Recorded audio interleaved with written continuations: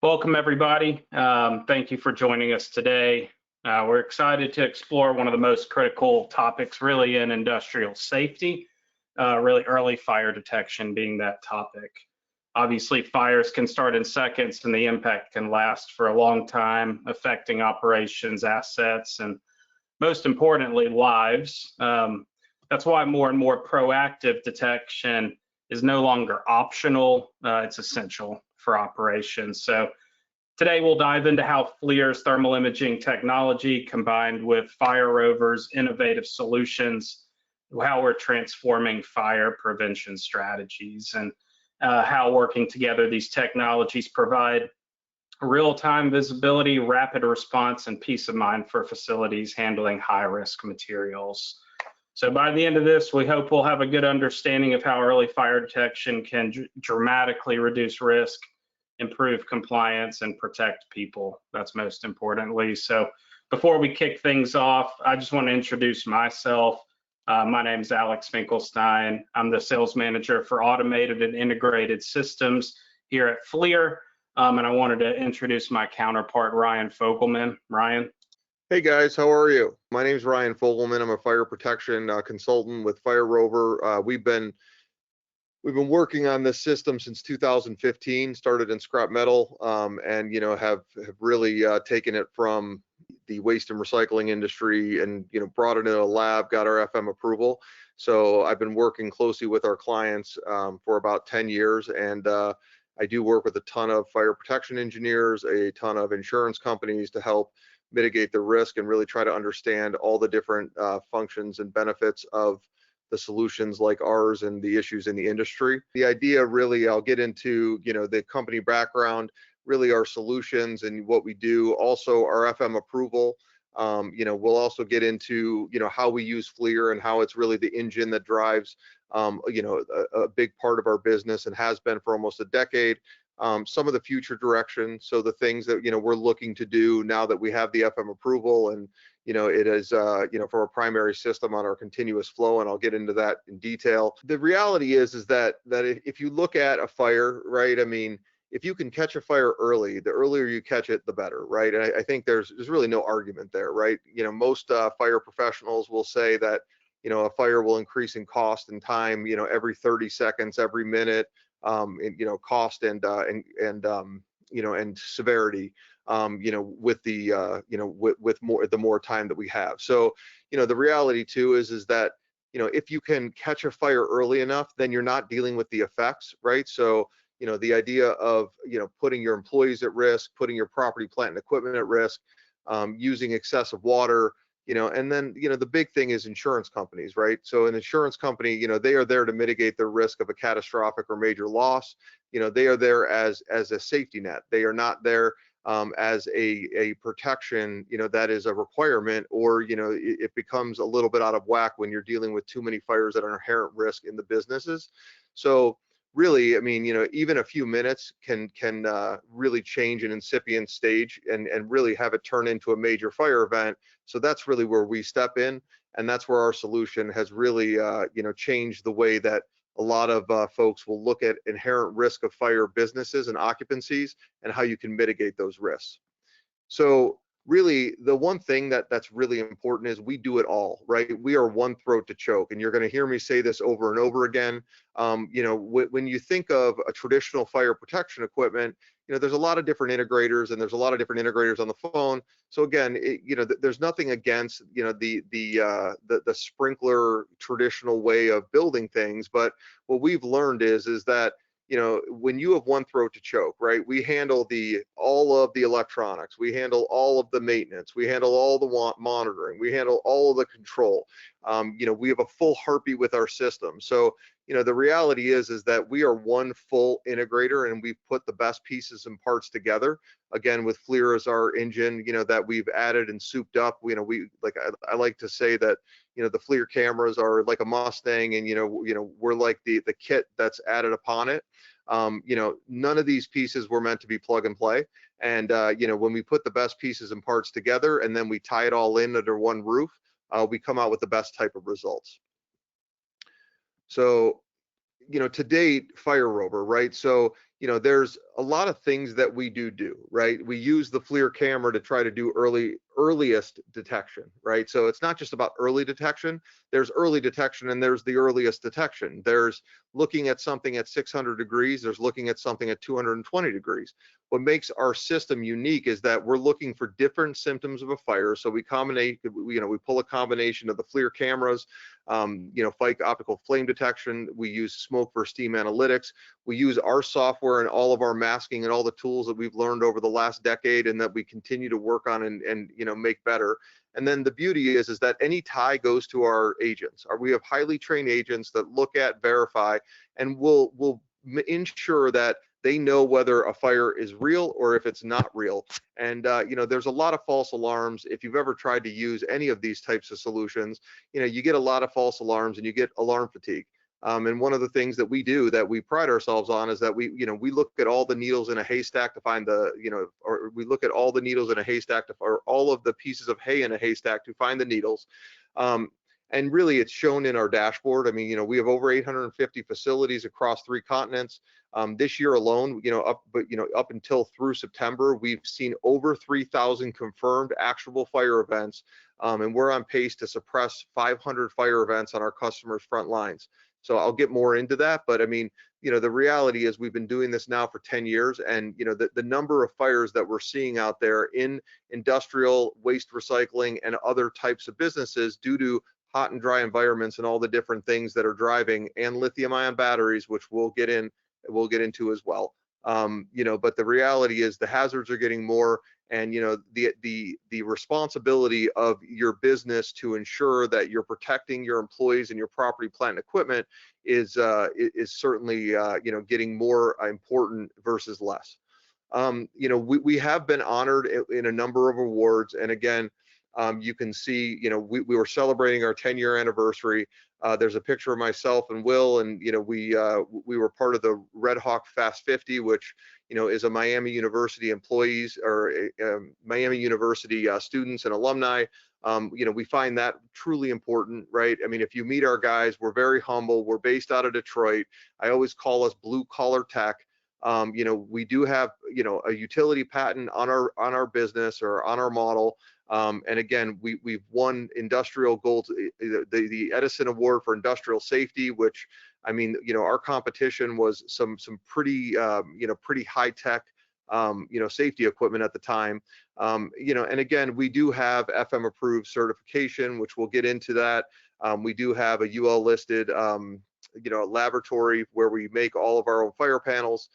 We protect 10 of the top 10 waste and recycling companies. And, when I say that protect, we're talking 20 to 150 locations per, and really, I mean, it is something that we're extremely proud of and are proud of our history. Just to get into it, like Fire Rover started in the back of a scrap metal facility by Brad Gladstone, Pete Mary, and Jeremy Dusing. And, one of the things that we started seeing a ton of these fires in scrap metal from the ASR piles. And, Brad, who has since passed away, unfortunately, but he was basically sitting with an owner after a major fire. And, Brad was, asking him sincerely, what can we do to stop this from happening? And, because it was a rash of, these types of fires were happening all around, like his customers specifically, but also around the country and the globe. And, one of the owners said, put the fire out next time. And Brad took that to heart. He brought Pete on, he brought Jeremy, who had been working on all of our technology. And, I know Alec has been working with, and Flir has been working with Jeremy really tightly for about 10 years. Jeremy has developed a lot of the standards for early detection. Pete is an amazing, I call him a Swiss Army knife, because he just has so much, so much different types of expertise, and the teams that they have built. I mean, we're really proud of the teams that we've put together. And again, Will came on in 2020. And we've really scaled the business to a way that now, I mean, if you come in, if you ever want to see, we have demo units in Detroit, we have demo units in Lyon, France, in UK, and also in Australia. We are proud of what we built, and our guys, every day they literally go to work, whether it's on a fire panel or whether it's painting a box, and they take significant pride in how we manage the business. So again, really our goal is to manage the fire, right? It's so like our goal is not to have major or catastrophic losses for our customers. We've had 2 since we've started in 10 years. I'll show you guys our dashboard, but the reality is, that's just 2 times that our system has been overpowered when, any sort of sprinkler or traditional sprinkler system or other types of systems have all been overpowered. We overly share all of our information. If you go to YouTube, you can see most of our customers who allow us to share the our videos. The reason they do that a lot in waste and recycling is because they are being inundated by lithium-ion batteries that are being thrown on their tip floors, and they really want to be part of educating the public on ensuring that that doesn't happen. So we've been fortunate that our customers have allowed us to share these, and I can tell you, fire protection consultants, fire protection or fire engineers, and insurance companies. I mean, a lot of folks are using our information to try to take, and understand really what's going on the front lines of these incidences. And fortunately, we've been and do have, a ton of experience on all the different types of fires that we do see on a daily basis. So our agents are learning tactics and are understanding tactics that, traditional firefighting really can't see unless you're virtual. And actually looking at thousands of these events over, years and years of a period. We do try to catch the pre-incipient stage. So I will call that the fires before there's a flame. And again, we can catch those with heat abnormalities, with flashes sometimes, with smoke versus steam analytics, right? And the idea is really truly understanding our customers' situation and their, we build prescriptive solutions for them so that they understand exactly what hazards that they're dealing with and how to deal with those hazards on each specific incident. Because the reality is every single fire event is different.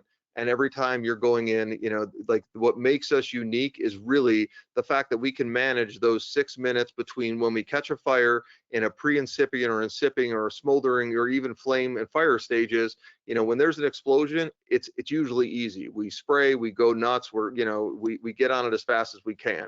But it's the ones where you really are, there's a lot of accelerant, there's a lot of different factors, there's things that are constantly happening, and the reality is that every one of these is different and it requires a brain.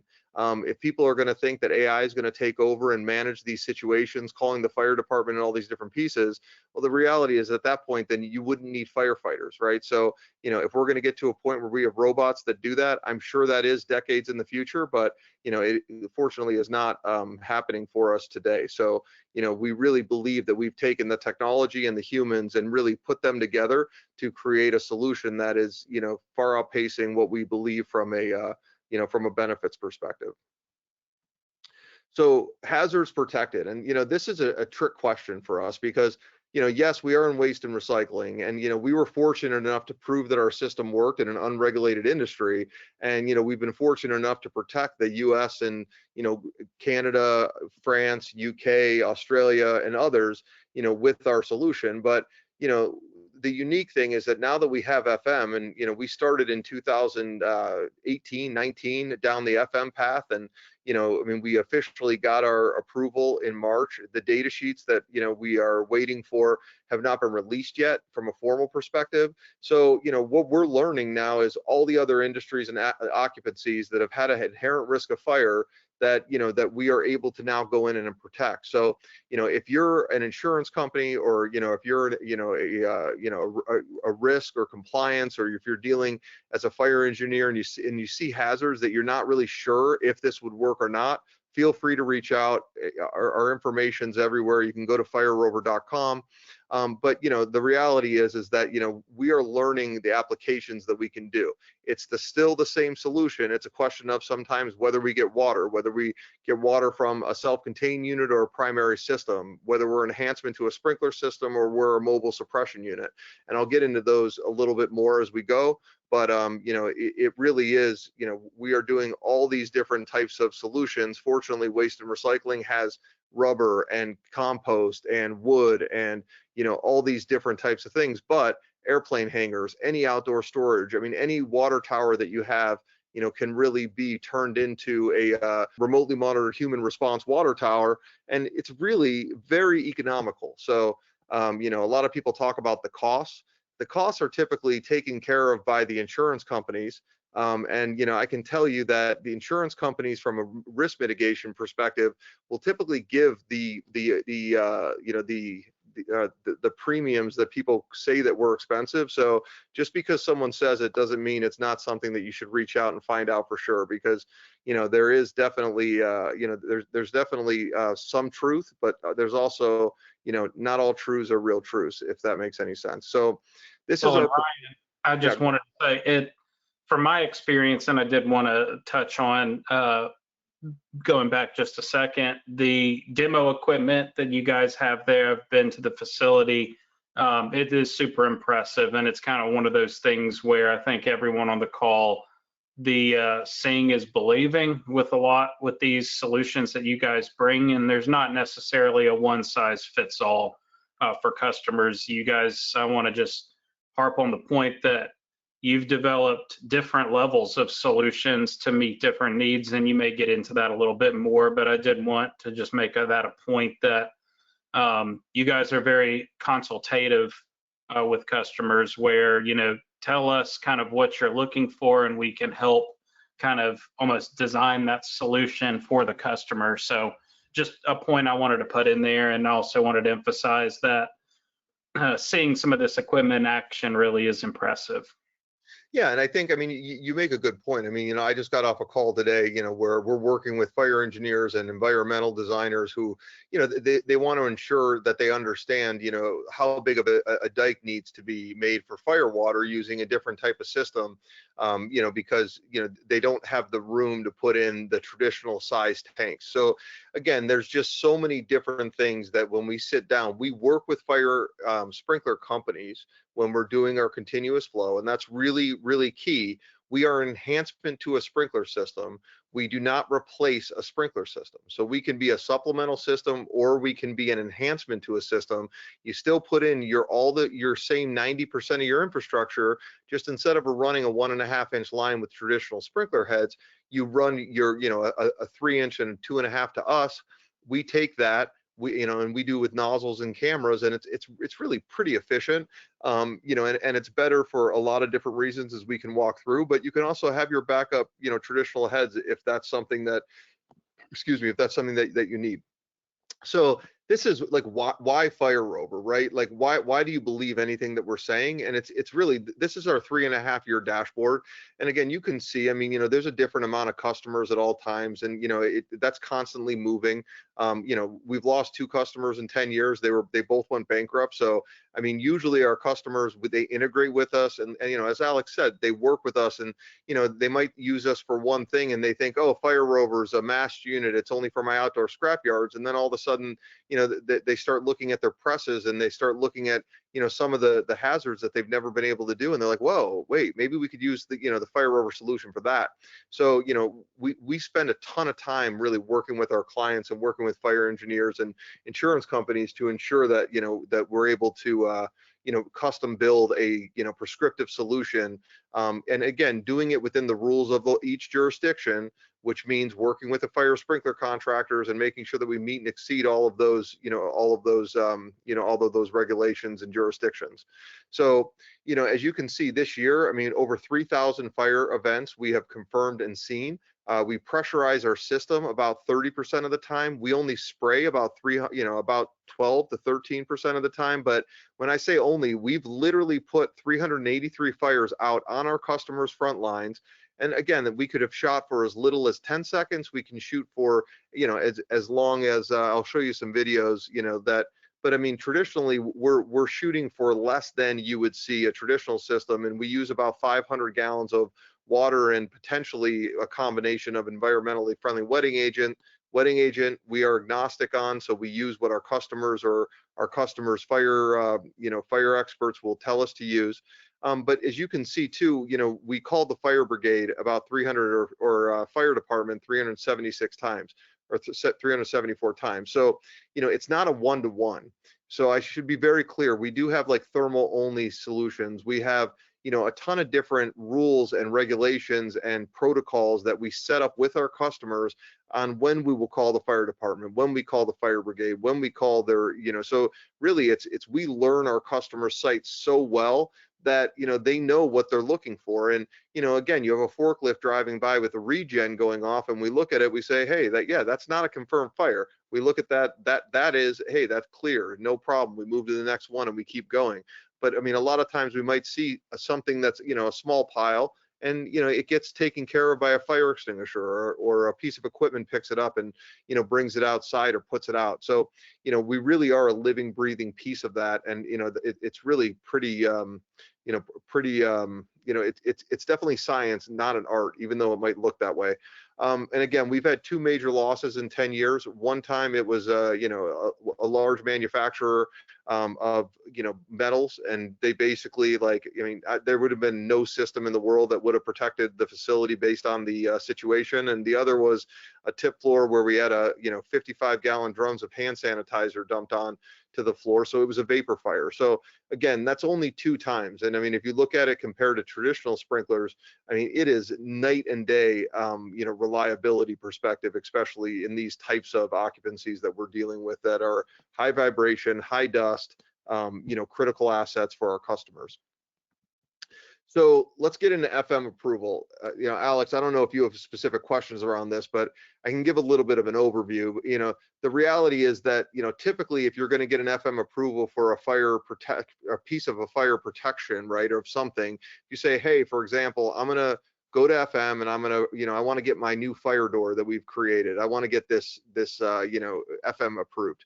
So what do? You bring it there, you follow their FM approval for fire doors, you do the testing, you do everything that you need to do, you dot your I's, you cross your T's, and within a year you typically have that approval, or you have to do things to change your product to get the approval. So with us, it was really different. I mean, FM is water, water, water, and I'm sure I know there's a number of FM insurers on the call, FM insurance employees.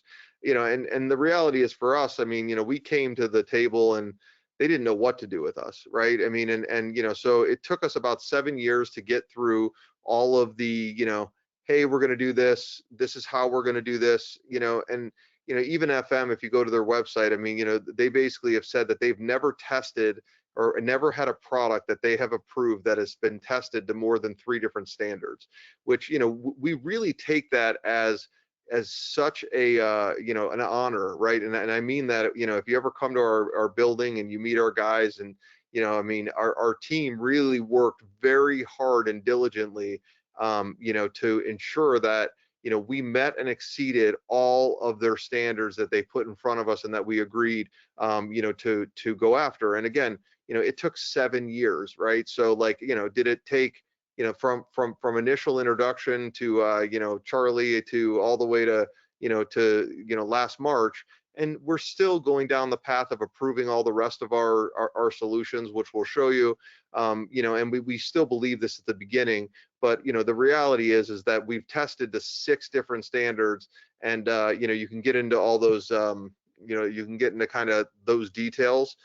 Probably not enough time on a call like this, but the reality is, we are more than happy to to have you for a tour or on a call and really get into what these mean and how they work. But to make it really simple, right? Like, our entire solution is that one throat to choke. It's one circle of the full maintenance, the full monitoring, the bumper to bumper warranty. We make our own fire panels, we assemble our own equipment, we make our own boxes, and really, I mean, it's all the control center and all the different pieces that go together that they have approved. So it's unique to FM that they've done this, and we do take it as an honor to be the first, and to be the ones who who definitely, hopefully, broke the box a little bit, and for innovation and for good in these types of industries.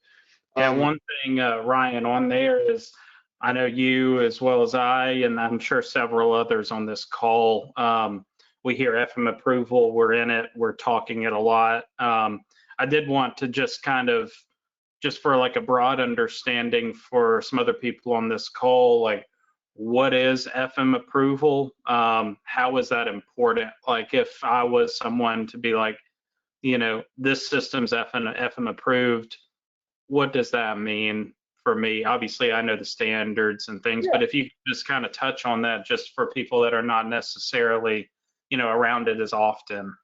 No, absolutely, and I think it makes sense, right? I mean, FM is really, I mean, they're one of the largest insurers of industrial, industrial hazards in the world, right? Industrial occupancies in the world, and really what FM does is, it's the warranty on the side of a box. If you've ever seen Tommy Boy, right? I mean, they're going in and making sure that we have the redundancy and the processes and the people and all the technology in place to ensure that our system is not something that was just thrown together. So if you think of most certifications, right, the CE certifications, the UL certifications, a lot of them are on consumer products.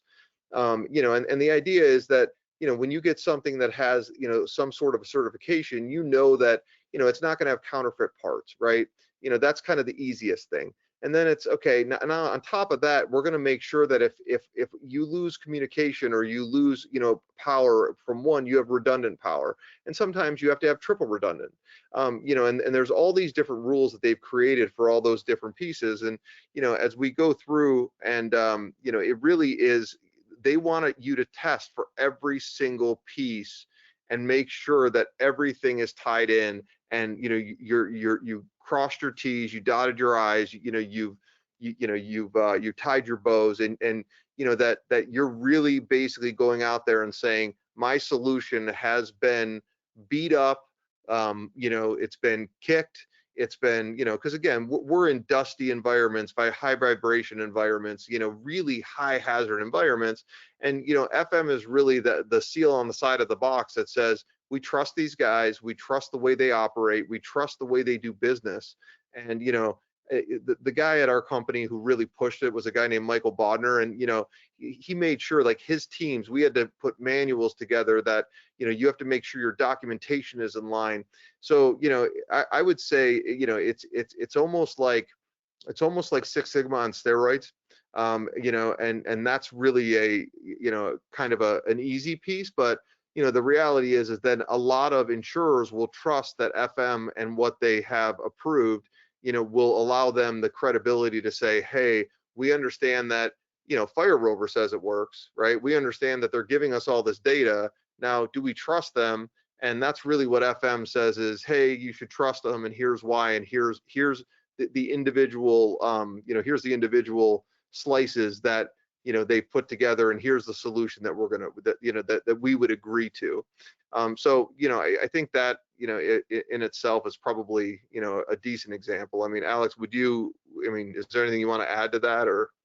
No, I think it's spot on. I think that FM approval is something that, especially, I mean, really for most industries, but there's definitely specifics where that stamp of approval really carries a weight. So yeah, kudos to you and the team over there. I know that's a big accomplishment and something you guys have been working on for quite some time.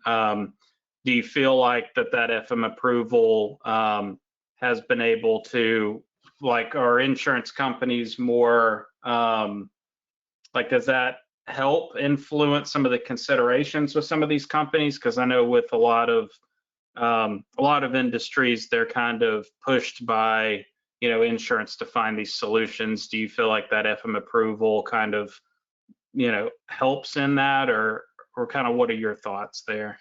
No, and I think, it's a great question. I think the answer is yes, absolutely. I mean, I think, there's really only three reasons why you put a fire protection system in, right? Because really it's an investment in safety. And, the reality is you're either doing it to protect yourself and your own investment, you're doing it because an insurance company is really pushing you to do it and they're protecting their investment, or a jurisdictional, requirement is requiring you to do it. And I think, it's like one of those things that, we, based on our reputation, I mean, we were already getting savings and bringing, one of the things in waste and recycling, all insurers were leaving, right? Because in 2018, there was a ton of claims, and batteries are still causing about $1.2 billion in damage. And again, none of those systems are really, that's not areas that we protect. So, we're seeing things like the vape effect and other things that you can see in my annual report if you're interested in reading about it.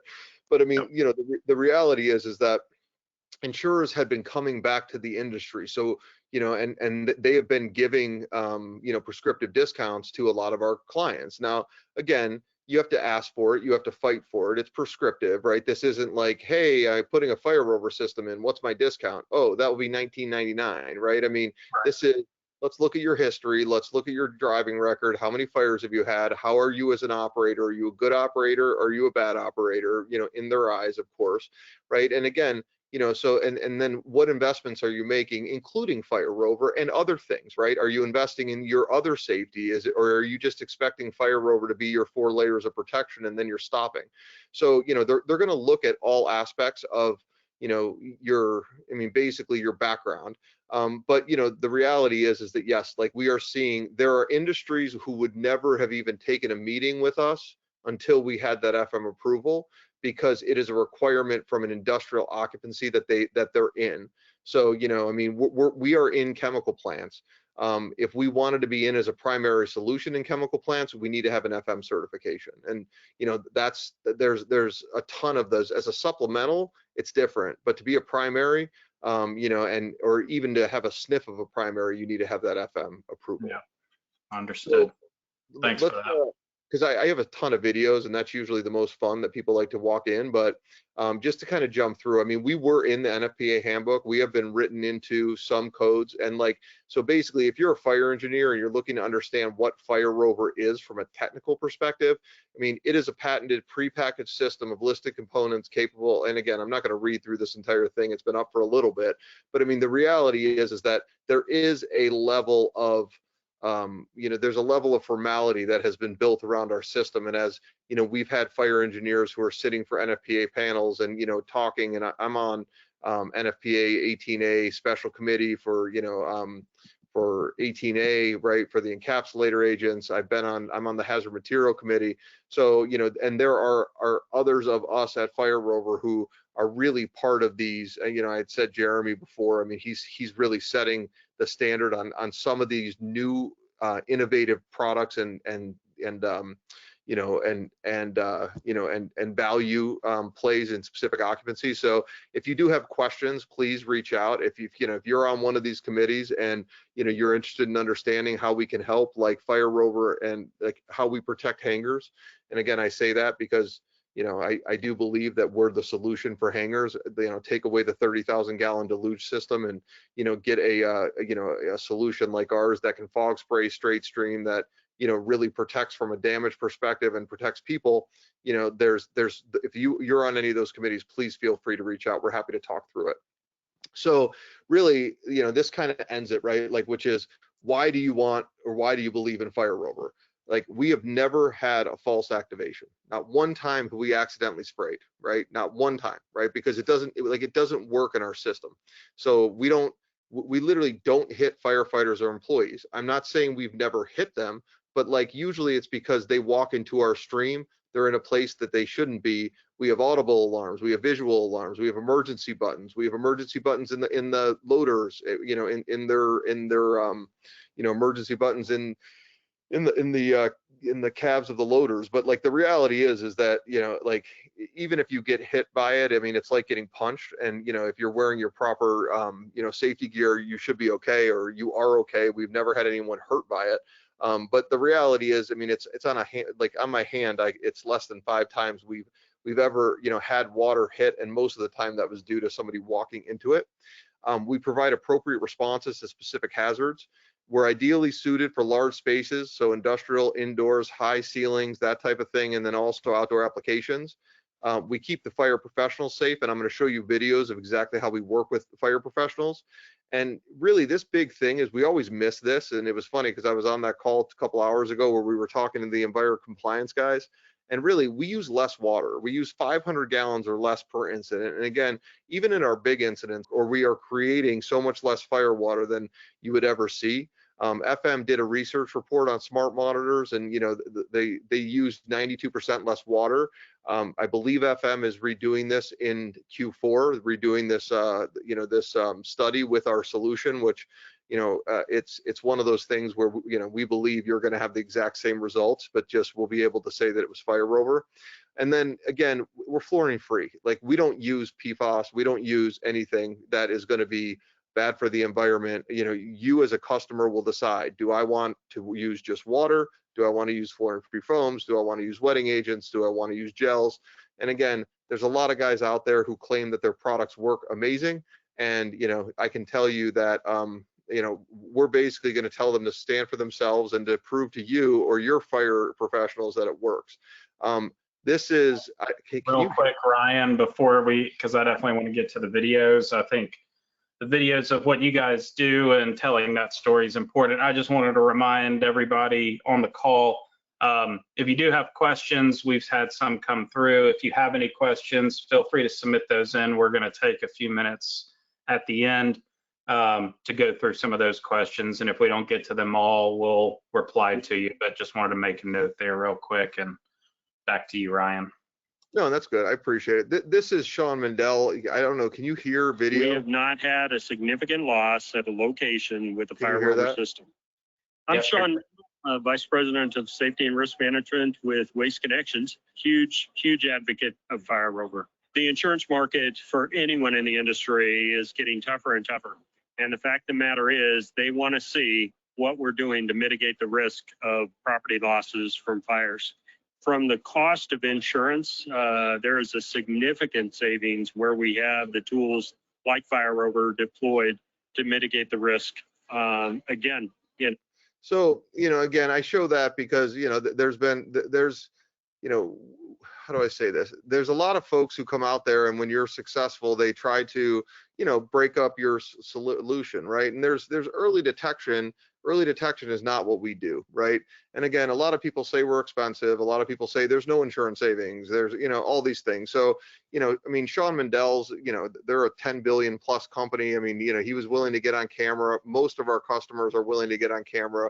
If anyone wants to talk to any of our customers, we're more than happy to give references.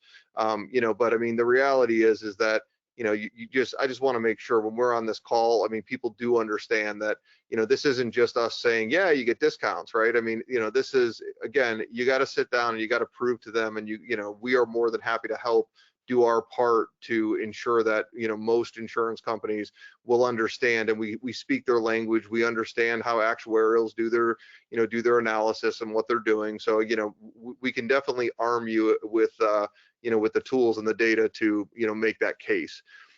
So basically, this is where we get into solutions. And again, this is like kind of the fun part. So if you do have questions, I mean, I know we have 20 minutes left, but, you know, I can start to go through these relatively quickly once we get through the high level. But really, it's this early flame detection, it's early thermal detection, it's early smoke. I've already kind of talked through this, but, you know, we use our continuous flow system when we have water, but we need you guys to supply it through a, you know, a fire protection company or a sprinkler company. We have our mobile suppression unit, which, you know, we just did some heavy industrial testing, which I'll show that video, you know, for one of our customers, but it really does temporary fire protection, small pile protection, and then we replace Firewatch. And then our self-contained unit, which is a supplemental system, we provide everything from the box up into the, you know, into the protection. And then we have our on-watch unit. You know, this is for thermal only protection of landfill facings, construction and demolition sites, and all those different types of pieces. So really most important, right? Like, again, we start off with the self-contained system. This is where people say we replace sprinkler systems. And again, that's incorrect, right? We do not replace a sprinkler system. We are an enhancement to a sprinkler system with our primary, we're our primary system that's FM approved. But this unit right here, which we are going down the FM approval, the only difference between this, only significant difference between this and our you know, continuous flow is really that it's self-contained. You drop this in, it doesn't need water, it needs light electricity, so 120 volt, you know, it's basically heated, it's cooled, it's a dry system, it's got a 1,000-gallon tank, and it's nitrogen powered, and we run everything from this system. So you'll see here, you know, the unit sits on a concrete pad. We custom pipe everything up the walls, we put it in conduit, and again, we guarantee that this is all going to work and be good for as long as our contract is in place. Again, we see an abnormality, we look at, we verify, and one of our agents will spray it. And you'll see, you know, we do everything we can to ensure that it is as close to as possible, or as close to the nozzle as possible, so we get the farthest stream. This is a very controlled solution that we have for our clients.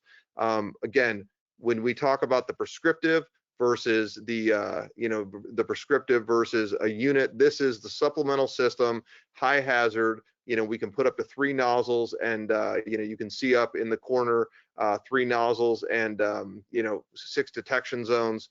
We have our fire panels inside. We have a 1,000-gallon tank, a 250-gallon pressurization tank, and we have battery backup, and we always run these on a hardline or heavy internet and backup 4G.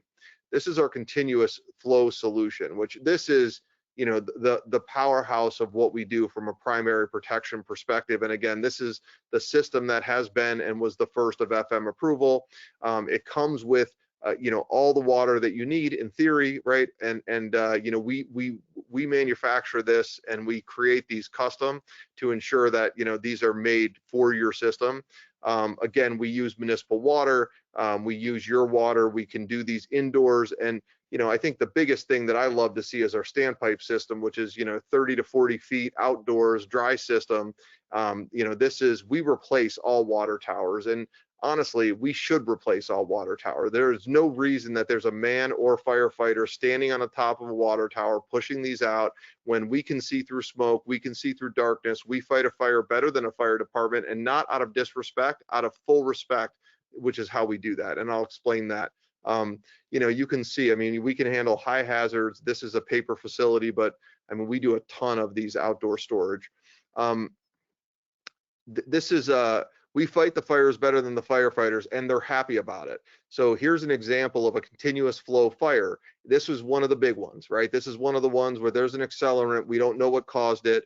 Again, we can see through smoke, and we can see through darkness, and we can also spray towards the fire. And I want to be very clear. It's not about hitting the fire.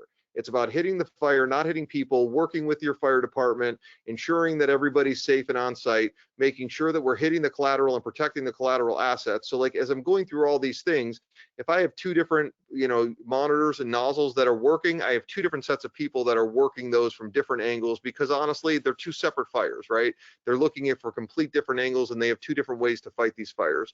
So this is what makes Fire Rover unique, right? This is what makes us different. The Flir camera is the best in the world. It allows us to do early detection better than anyone else in the world, right? But the reality is that what we do is guaranteeing that the system's going to work, it's maintained, it's monitored, it's warranted 24/7. And then when we get the firefighters, we're talking to them, they come next to us and they literally just copycat, right? So they don't even know where they're spraying towards, and they'll admit it. They have ticks, handhelds, but really what they're doing is, they're spraying towards where we're spraying to ensure that, we can get a little more power and a little more water on it where it helps. But, a situation like this that was guaranteed a major loss is a safe building, where in the old days, the fire department would have gotten there and let it, they would have let it burn, because again, we're doing initial extinguishment, containment, and final extinguishment along with the fire department. So this is another one. Here's an example. These are the types of fires. Your employees should never be fighting a lithium-ion battery fire. They're dangerous. So, I give the example, right? These batteries, and again, I'm not just talking about batteries, I'm talking about chemicals, I'm talking about all these different types of things. They explode, they provide shrapnel, they do all these different things that put your guys at risk. So, here's an example of how we work with our clients. We're actually moving you'll see we're engaged, we're watching, we're waiting for them to finish. Again, this has been sped up, and then we're going to start spraying. Well, there's an issue here. We know there's an issue. We're talking to our client on the phone. We're saying, guys, there must be an obstruction. We're not able to hit this. Hold on, we're going to pull back. They're going to come in and take a look at it. Again, we don't teach or tell our employee or our clients how to fight fires, right? That's really their responsibility, but we're just making sure that we're doing the best we can. We're on the phone with them. They say, keep spraying. And again, we're going to have this out, and it's less than 1,000 gallons of water and an environmentally friendly wetting agent that, the cleanup is minuscule compared to traditional types of systems. And by the way, the equipment can be rebuilt because it hasn't been completely deluged in water, and it's not going to get the corrosive aspects that we see.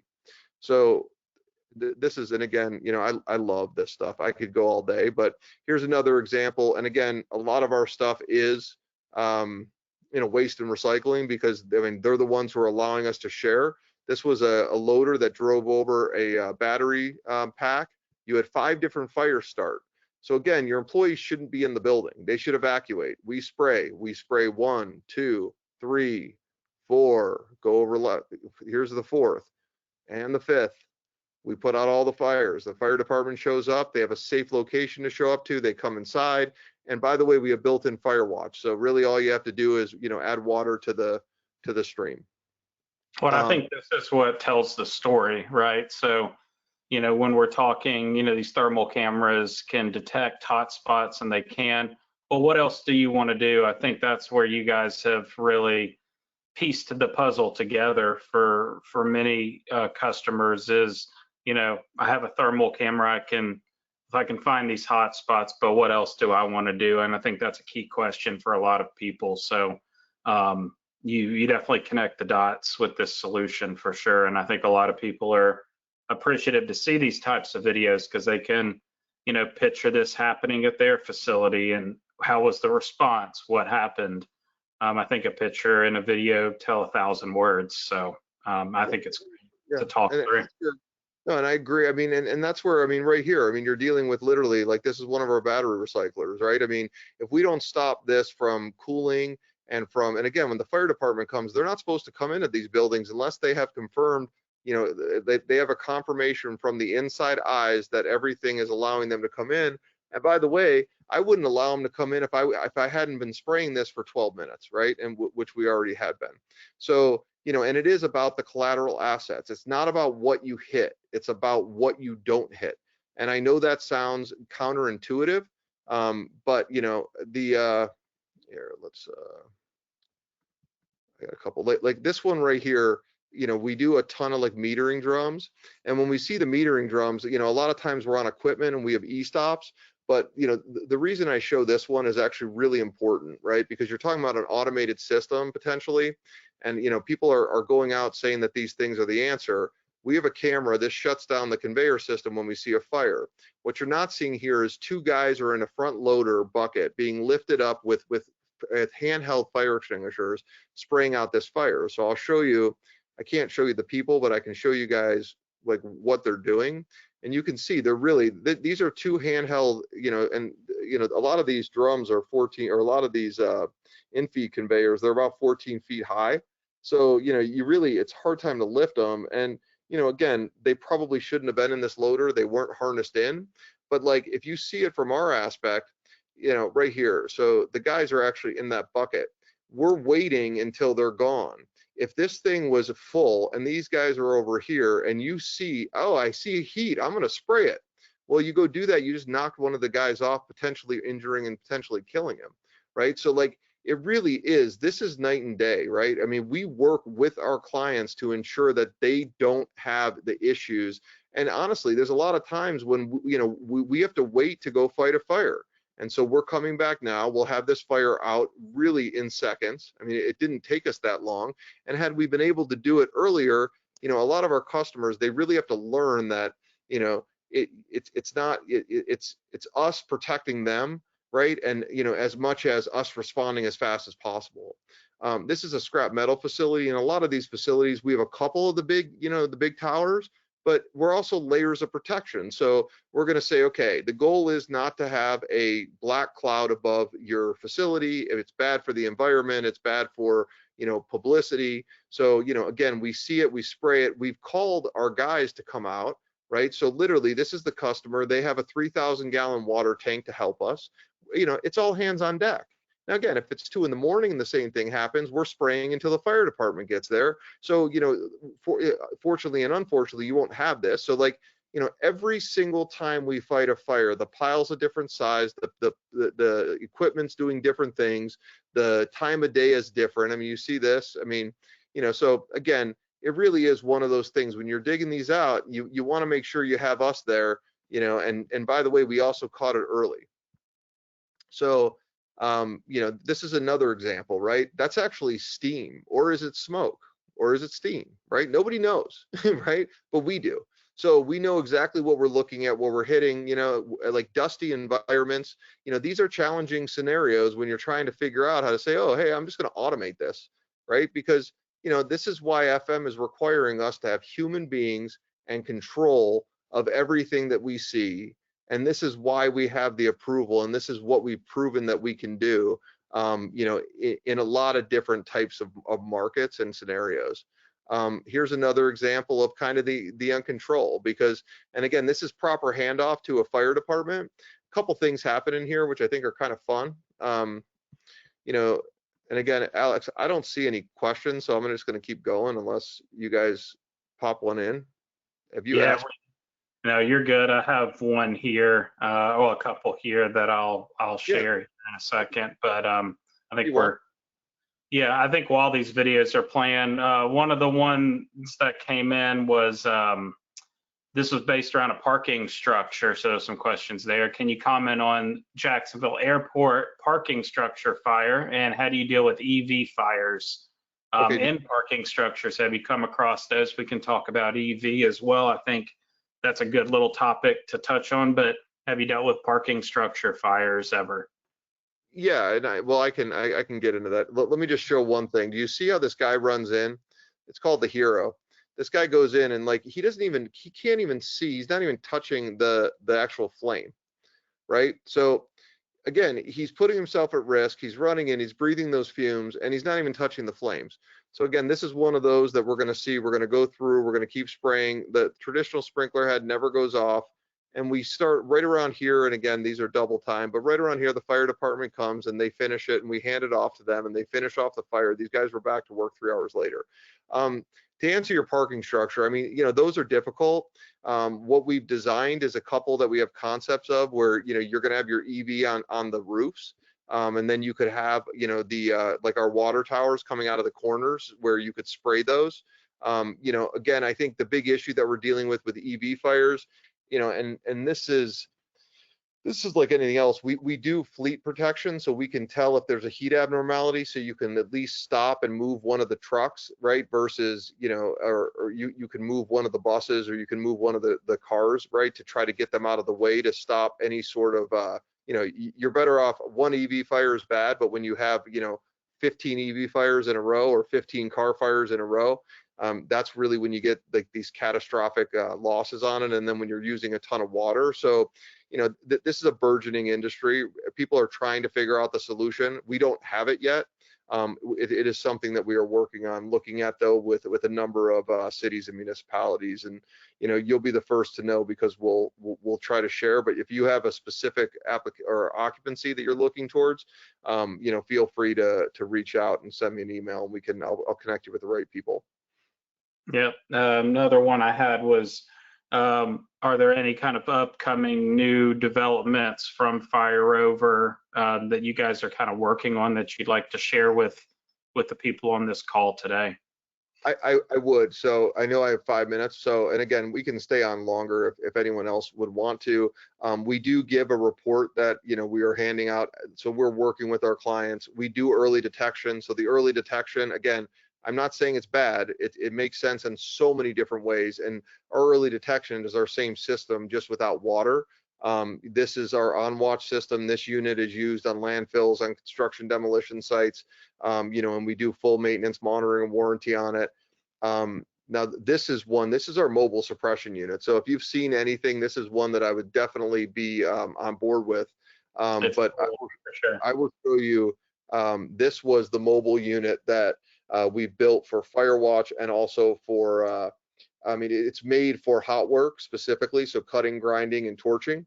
And then it's also made for, you know, for early fire detection when your systems are down. So, you know, if you're ever looking for temporary, this unit's only 65 grand. And, you know, it's about $1,000 a month for the full maintenance, monitoring, and warranty. And you can see we were down in industrial. This was a great day with one of our biggest customers. You know, they're a paper customer that has a ton of different mills. And, you know, they're looking to deploy these out to all of their assets. But, you know, these units can connect to water. They also could connect to our CAF systems. So you can have it as a full full unit, or a unit that's kind of portable. They move around on Cushmans. So we really believe that this is this is the first of that Fire Rover evolution of as we continue to evolve and grow our business. I mean, we're adding I mean, just like anything else, like you can control our system if you want to, right? We don't want our customers to, because we believe that we do it better, but there is a break glass that they can take and and control it. So there's nothing we won't do for our customers. I mean, there's very little that we won't do for our customers, but we just really, as long as we talk through the pros and the cons, that's really the most important.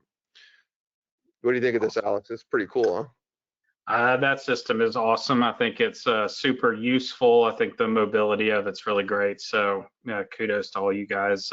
I've been a fan of that one, all of them, but especially that system. I think there's a ton of applications for it. So and this is loss of communication. So when we were testing a bunch of different levels, just to get into some specifics, because it's really kind of fun. I mean, we're doing smoldering as well, but like keeping in mind that our agents don't just point and shoot, right? I mean, there are times when there's a small fire that we, it's wood chips, or it's sawdust, that we have to feather it, we have to shoot overspray it and bring it back. Like, there's so many different techniques that go with this, and any firefighter who understands, who really understands how to fight a fire gets this. But it is not just point and shoot, right? I mean, if it was that simple, then I mean, you wouldn't need firefighters, and you wouldn't need fixed systems. So it is one of those things that human touch and that human thinking and that human thought is really what drives the best results. Especially when you're when you have an insurance company spending a ton of money protecting you. Yep, spot on. Well, I appreciate it. I think it's been super informative for the audience today. I didn't know if there was anything else, Ryan. I know the main thing I wanted to leave is just thank you for everyone attending the webinar today. It'll be recorded as well, so you can share, rewatch. Feel free to reach out to us if you have any questions. You'll have all of our information, but most importantly, I know make sure to subscribe to this information. Ryan can talk more about it, but join that fire safety report. You can gain a lot of information from that, all the latest information on what's going on. And Brian, I'll kind of leave it to you to touch on that. Yeah, no, and I appreciate it. I mean, I have 12,000 followers. I mean, I think, or subscribers to the fire safety report. So, it's one of those. I do my annual report. So we're working on the 9th annual report for waste and recycling facility fires in the U.S. and Canada. But really the exciting part, and and I appreciate this. I mean, like I said, like the FLIR camera is our engine, right? I mean, we are so committed, and we are so tied at the hip with you guys. And again, I don't say that about all of our pieces and parts, but we do try to use the best of the best. And I mean, we have been working with you guys for so long, and like that piece of the business, in my mind, needs to run without a hiccup, because the reality is, as you guys get better, as we get better, that piece gets better, which only makes our solution and our team and our solution, that is the overall like full one throat to choke integrated system.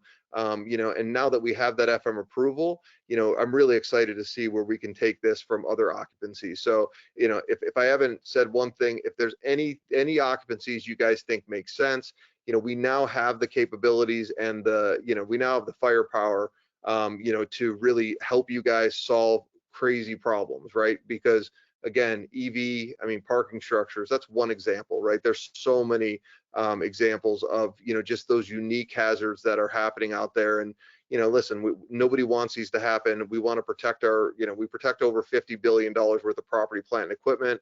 But most importantly, we protect people, and we protect firefighters, and we protect our frontline operators, which is really, the goal of everything that all of us, or at least that's, that's what us, and I call it blue collar tech, but if you ever come see us and meet us, you'll understand our guys really put their money where their mouth is. Awesome. I think we had one more slip at the end. We'll follow up with that question, but other than that, thank you everyone for attending, and hope you have a great rest of the day. Okay, thanks Ryan for hopping on. Oh, thank you so much, Alex. I appreciate it. Thank you guys and everything you do. Have a great day. Bye. Thanks, everybody. Bye.